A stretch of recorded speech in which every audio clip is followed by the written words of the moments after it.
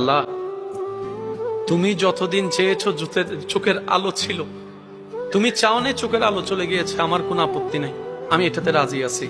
কারণ আমার দেখাটাও তোমার হুকুম, আমার না দেখাটাও তোমার হুকুম। আর বান্দার কাজ হচ্ছে রবের হুকুমে সব সময় রাজি থাকা। আল্লাহ, আমি আমার জায়গা থেকে সন্তুষ্ট। কিন্তু এখানে আল্লাহ একটু ঘটনা ঘটেছে।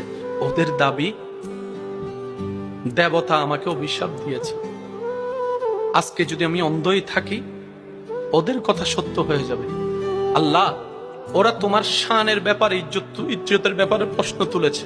আল্লাহ, ওরা তোমার নবীকে মিথ্যা প্রমাণিত করতে চাচ্ছে আমার চোখের আলো চলে যাওয়ার কারণে।